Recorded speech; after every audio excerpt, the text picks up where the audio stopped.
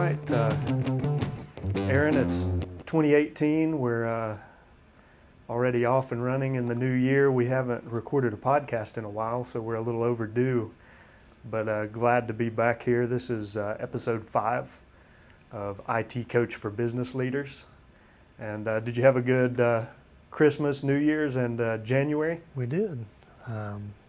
Did some travel with the family and a few little hurdles here and there, but overall it was good.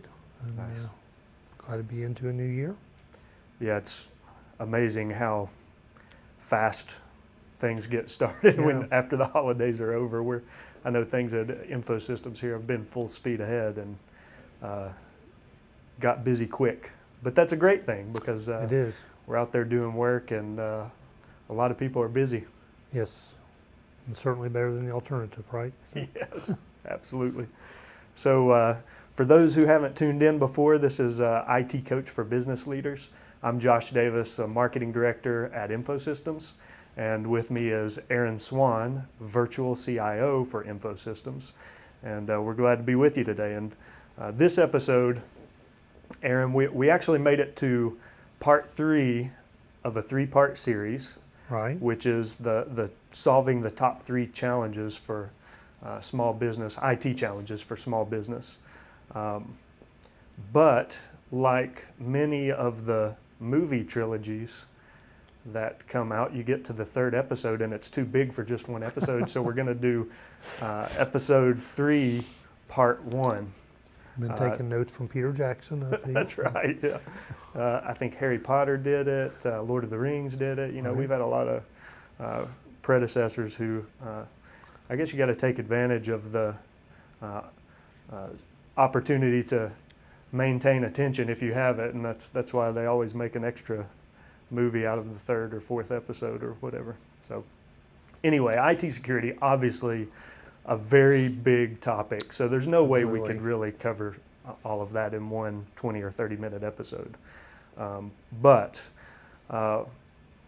obviously in the news constantly, especially over the last year or so, with a lot of really high profile compromises, retailers, financial services companies. We even had Equifax, and seemed like there for a while every week or every month you were hearing about a new major breach. Right. And so I know you told me when we were talking about the topic of IT security, you were telling me that when you give presentations, and you've given IT security focused presentations several times, you usually come right out front and say, IT security is a hassle. It absolutely is. Let's just get that out of the way. Yeah, and I think it's super important to do that because it sets the stage.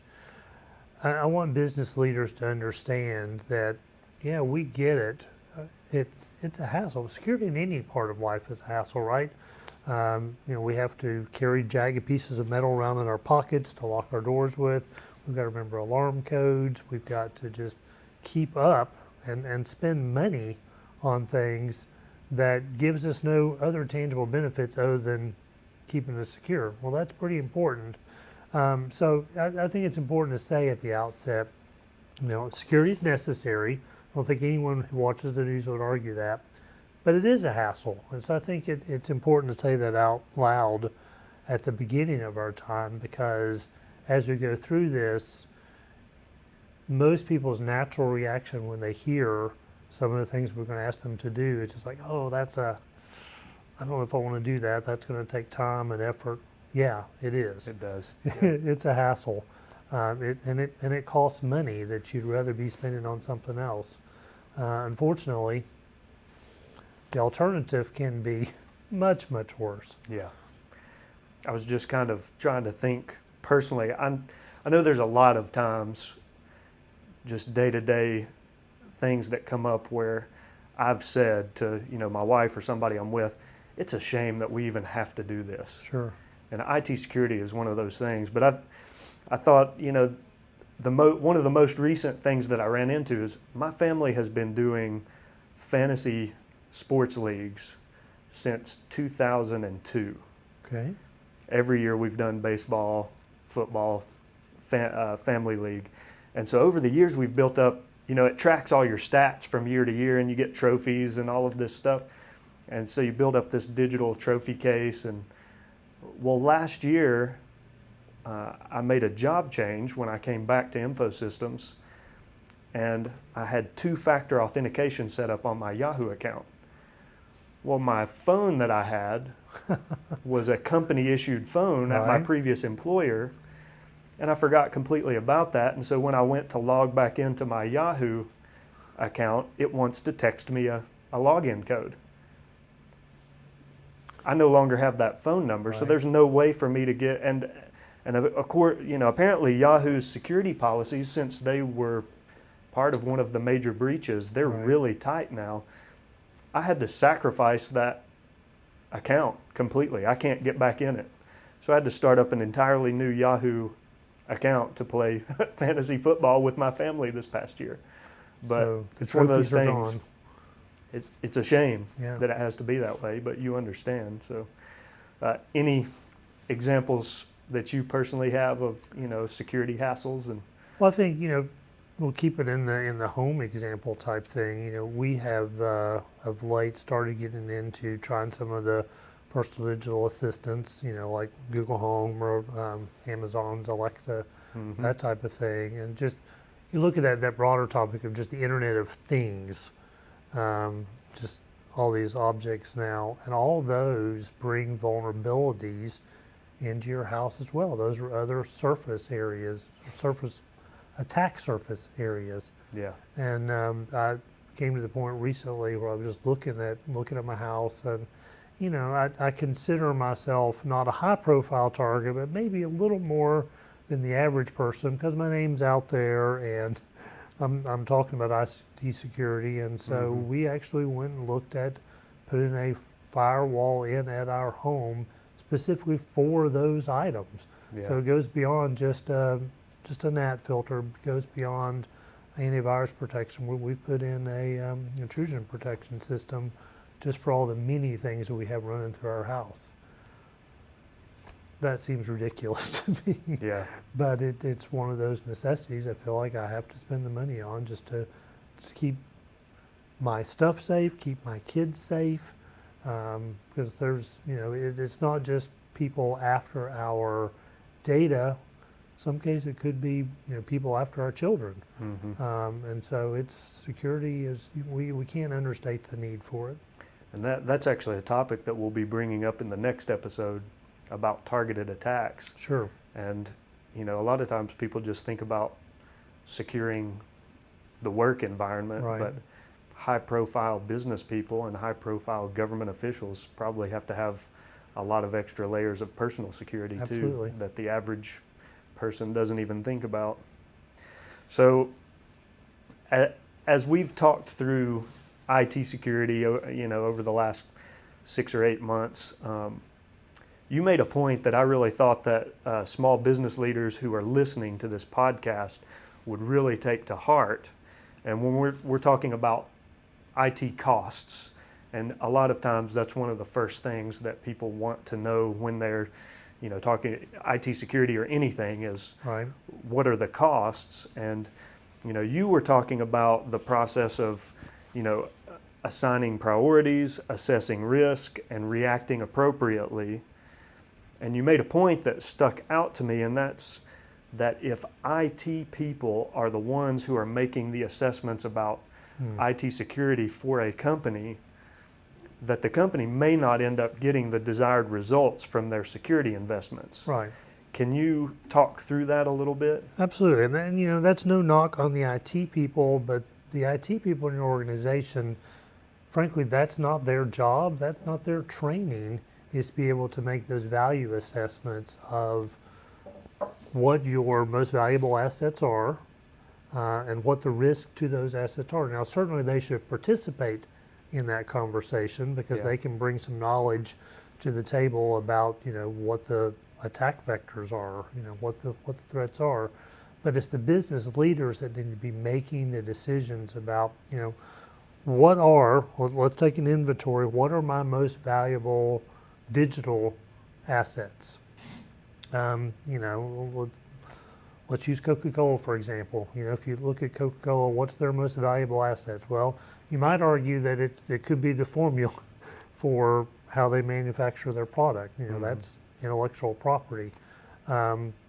Is the risk to that very high? Well, if I'm Coke, I'm probably not going to store that information out on the internet-facing server. Right. Because there's probably not a need to do that. It doesn't need to be widely accessed out there. So the risk may not be all that high. But, you know, other companies, their intellectual property, there may be a need for that to be out there to where it can be widely distributed. They may have a mobile sales force that needs to be able to get into proprietary information from anywhere they happen to be on the globe at the moment. And so you've got to make a decision. You know, what are my most valuable assets? What's the risk to those? Then do my IT spend to protect that accordingly. You know, and that starts with the realization that no one's got unlimited bags of cash sitting around to throw at security, and so you've got a finite amount of assets to throw at it. So you make sure you're prioritizing it correctly. And yeah, I mean, I thought that was a great point, that even just figuring out what are the most important assets that we need to protect is something that needs to be arrived at collaboratively from different areas of the business. One department or one person within the business is not going to have the full authoritative opinion on that.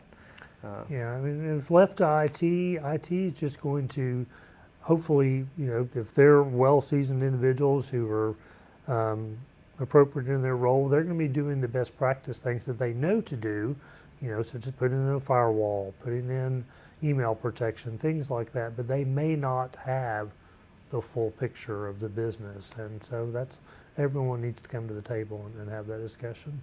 So how would you, because I'm sure you've encountered this scenario working with customers, how do you make the argument to a business executive or owner or leader to be more involved in those discussions?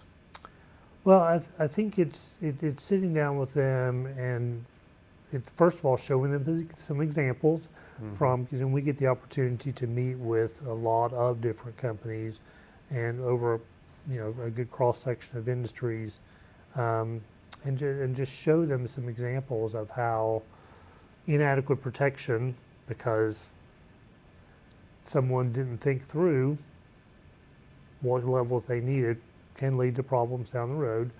I think it's showing them just that no one's invulnerable to this, right? If you're not sure about that, turn on the news. Yeah. You know, we've got these huge companies, you know, Equifax being one of them, that security should be their lifeblood, and they had a breach there. So there's a need, and I think one other point would be to talk about money. If you ask the average IT person, if you give them, here's your budget to spend that you've got to work on, well, what's he going to spend that money on? He's going to spend it on things that will make his job easier, that the users are clamoring for, and neither of those is usually security, right?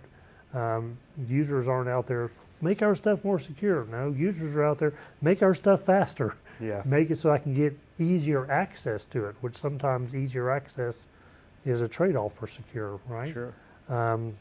So that's where the management needs to step in and say, okay, let's sit down and talk about this and prioritize our budget to where it needs to be. First, let's make sure we've got adequate security. And as we build out, especially as we build out more remote access, that we have, that security goes along with it. Yeah, that's great. So in your typical IT security presentation that you give when you're out talking to groups, I know you make the point that IT security is really more about people and processes than equipment and technology.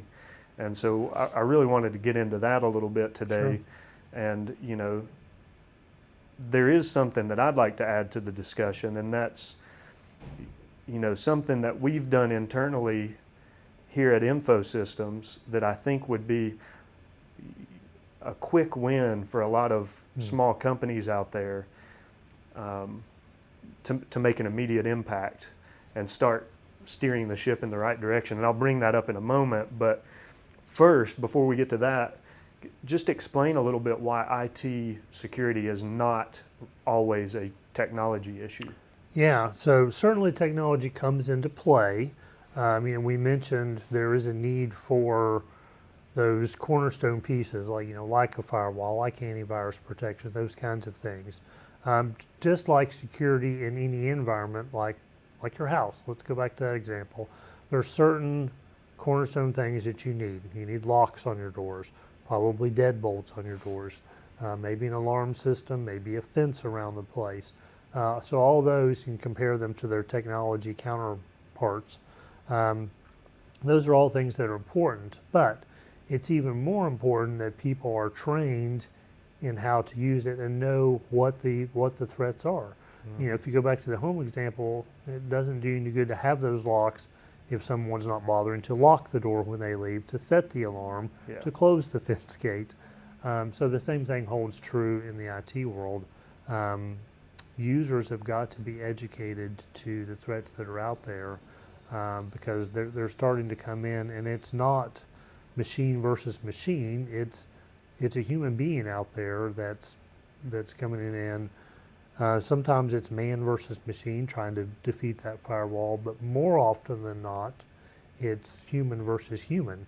They're coming in and trying to trick someone into giving them the keys to the kingdom, to the access. Yeah. One of the stories that I share frequently when I talk, and this is one example, but I'm amazed. In my job, I get the opportunity to go visit a lot of companies to do assessments. And typically those assessments are set up ahead of time with the management of the company. And I'm amazed how often I can show up at a business, walk into reception, introduce myself, and the person there has no idea that I'm coming, because, communication in any business is the hardest thing they do. And rather than check first to validate that I am who I say I am, they'll just let me in back to the server room or back to the network closet, and it's like, wow, that really shouldn't have happened. And so I always make it a practice to report that, so the company can be more aware. So there's all kinds of practices that end users need to be educated on, and I know we'll get to some of those as we drill in a little deeper, but just from a high level view, it's way more important. Education and policies and processes documented are far more important to making sure that this all works cohesively together. You just brought up kind of a great point that leads me into the next section, which is when you arrive at a business and are given that access into a server room without them checking credentials or anything, they may have never known that that was even a potential vulnerability unless they had that outside person testing it. So, there is a point that an outside perspective and an assessment and some of the things you've brought up, that's really valuable for companies to be able to address the right areas. What do you typically do when you're doing an IT or a security assessment for a company, and how do you deliver results to them in a way that they can act on it?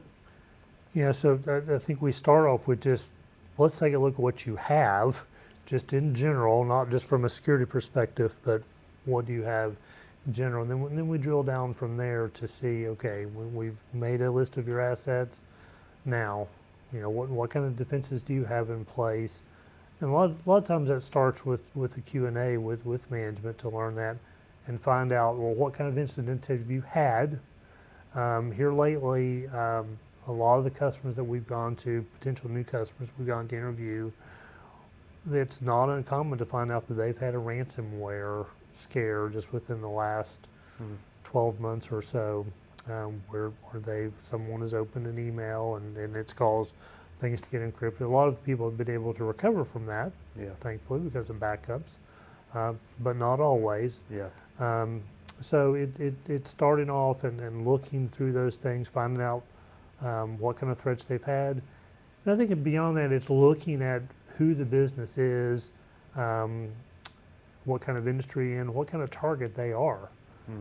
Because, you know, if they're well known in the community, you know, for whatever reason, hackers like to target high profile targets. Yeah.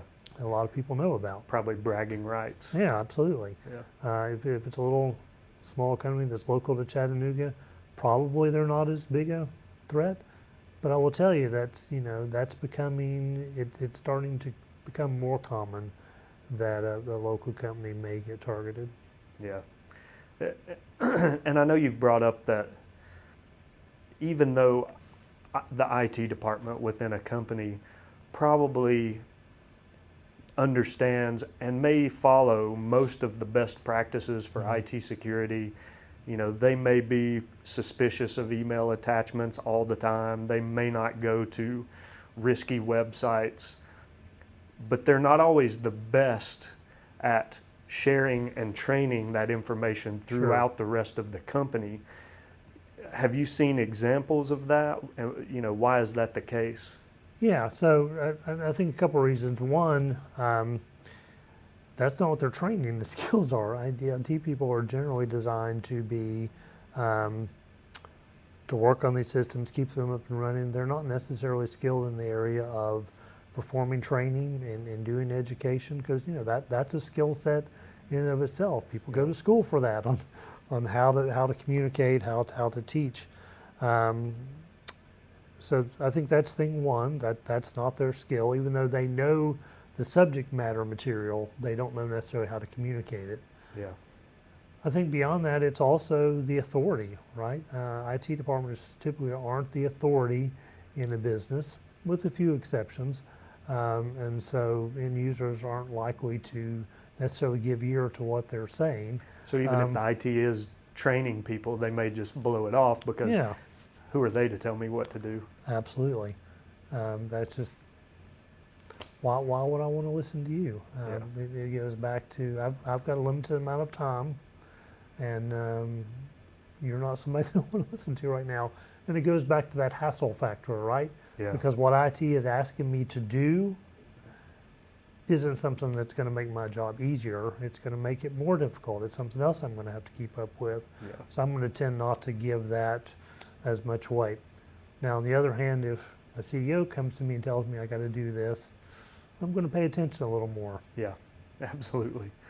So now I'll bring up kind of that, the thing we've been doing here at InfoSystems for a while now, and something that I think would be great for other small and mid-sized businesses around our area is that we've implemented an internal training and testing program called Know Before. Right. And I know that there's not a huge cost associated with it, but it can have a huge impact. Can you kind of explain what the Know Before program is and how people might get started on something like that? Absolutely. So Know Before is a web-based training program and employee testing. So I will tell you, we started off here. The guy that was organizing it for us didn't tell anybody what was going on, that he was looking at this. And so the first thing that they did here at InfoSystems is Know Before actually simulated email attacks out to our employees here, and sent, you know, emails that appeared to be spoofing other things, and tried to get employees to click on links. Great way just to kind of assess the general knowledge level of your user base. I will tell you that overall, I think I heard that we did pretty well. I'll tell you from personal experience, I got one of those, and it was, just to show you how vulnerable everyone is, I came really close one day, because their links are very deceptive looking.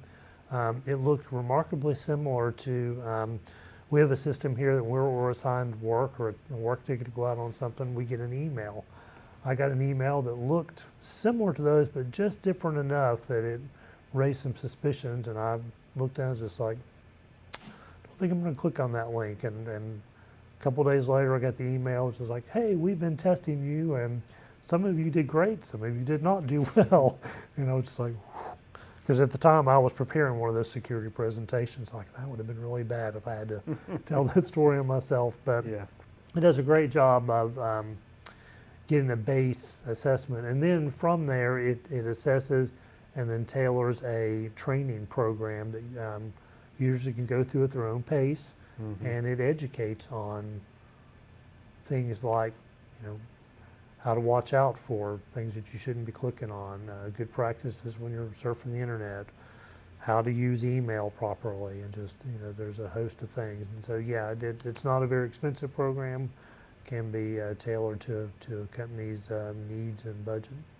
And I know internally, I assume what were some of the test emails as well, or you know, they could have been legitimate threats for all I know, but I was really appreciative internally of how our IT director made sure that once the program was implemented, that we were aware, hey, we're not trying to trick anybody and punish you, or, you know, people Right. will not potentially lose jobs over this.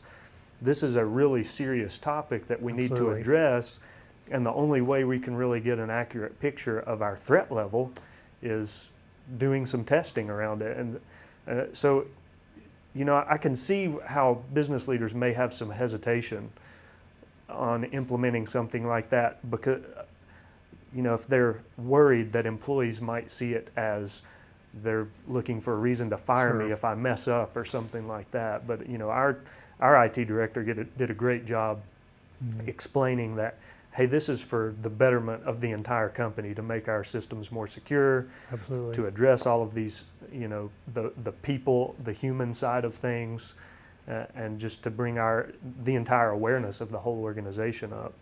So if a company wanted to get started with a program like KnowBe4, what would they do? How would they implement that?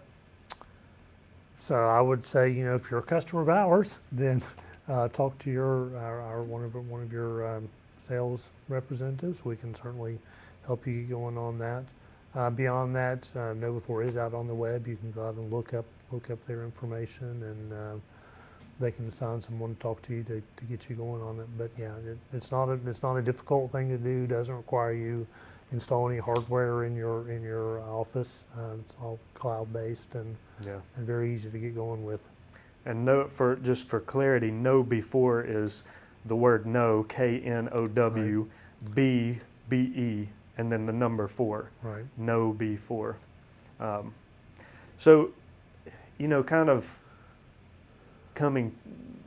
closing out this episode, I really would like to turn our attention to the future and talk about whether or not things are going to get better, get worse. You know, is there going to be a point in time where in your opinion, because obviously we don't know this, but in your opinion, when encryption and other types of security measures will be able to overcome the human error threat that is the most common IT breach? Is there a future for that? Maybe. Do I see it in the foreseeable future? No, I don't. Yeah. Just knowing the nature of how IT systems are put together, and the fact that there's, let's look at the internet. You know, I ask this question sometimes when making presentations. You know, who's in charge of the internet? I have no idea. Everybody. Everybody, right? Yeah. There is no one. Yes, there's standards bodies out there that put out some things that help us all work together, but there's no one entity that's in charge of everything. So the internet is this collection of systems that are all interoperating together. So there's not a central authority that governs all that. And so we're going to continue to deal with finding ways to communicate, and when you do that, naturally security holes crop up within that, and Yeah. so I don't see that changing, and that's using maybe even the worst case example. Even if you go back into just in-house systems, there's so many companies out there, and getting them to work together. Yes, we do have some common standards, but not in all cases. And you look at a company as well known and as successful as Microsoft, and the fact that they constantly have to release patches, security patches, sometimes on a weekly basis. Yeah. We constantly read reports. Some good things are happening. We have companies that are out there that are specifically looking for vulnerabilities. Google has a program where they go through and test. And I just read one the other day about where Google had found a vulnerability in Microsoft's Edge browser, and they discovered this last October and notified Microsoft of, hey, we found this problem. We want to give you an opportunity to fix it. And they just announced it, I think last week, that we found this vulnerability. Oh, by the way, it's not been fixed yet. So just the fact that that's happening, that's good news. The bad news is it's not been fixed yet. Yeah. And now that's out there. So yes, there's some promising things on the horizon. When you think of the technology that's made Bitcoin possible, the blockchain, there's some cool stuff about that where we can do some non-repudiation and make sure we have, really solid accountability on who did what, and the fact that it's all encrypted. But it goes back to, again, technology is more about people and processes than it is about technology. And so until we find a way to get those processes in place to where everyone's using that in the same way, as long as there are human beings involved, I think we've still got an uphill battle. We've not solved security in the non-IT world yet, right? So I don't expect we're going to in the IT world anytime soon. Right. Yeah, I just heard an interview on NPR yesterday morning on my drive into work, and they were interviewing the guy who invented the internet, and it wasn't Al Gore. No. But they were talking to them about the decision to allow people to remain anonymous when connecting to the internet, and talking about, were you just naive that things might escalate the way they have? Did you realize that, but you justified it because of the upside? Right. And it was a pretty interesting discussion, but it just, that it makes you think about the fact that there are so many people out there anonymously connecting, and this is all across the world. And so, here in Tennessee, if you're worried about security threats to your business physically, you have a pretty good idea of your surroundings and what your vulnerabilities are. But when you're talking worldwide internet access, there's a lot of people out there that are up to all types of things. So, so I guess, my encouragement to business leaders would be, whether it's InfoSystems or not, local businesses are going to do a much better job for their customers if their systems are protected, if their people are trained, if their internal awareness about security risks and threats is where it should be, and hopefully a lot fewer companies will experience those types of breaches in the future the more and more we talk about these topics. So, anything last minute to add into this episode? So yes to what you were saying, and I think it goes back to, $1 spent on prevention can be worth a whole lot more than $1,000 that you might spend on remediation on a cure after a breach. Right. I've certainly had that example with the business before, where this has been a few years back when it was still questionable whether or not you need antivirus protection, at least in their mind. And I had a business owner that didn't want to spend the $30 per PC to deploy the antivirus to all of his PCs. Mm-hmm. And when they were hit, and it cost several $1,000s for us to send a team in to do that cleanup, he quickly recanted on that. So yeah, prevention is much, though it's a hassle, prevention is a lot less expensive in the long run. Yeah, and I know, there's never a scenario where we're having the "I told you so" conversations with customers. I mean, it's unfortunate when things like that happen. Yeah. From both perspectives. We can just do our best job of upfront trying to make sure Right. businesses are aware of the risks and how to address them, and hopefully they, take the advice and act upon it. Yeah, because I mean, like you said, we take no pleasure in someone having, because now they're just having to spend their hard-earned money and time and Mhm. focus on cleaning up their IT systems rather than doing whatever it is they do. Yeah. Manufacturing or bringing joy to the world in some way. Yeah, and ultimately, every time some type of security breach happens, the perpetrators are profiting off of it in Sure. some way and emboldened to do it even more. So Right. it's never a win for anybody when those things happen.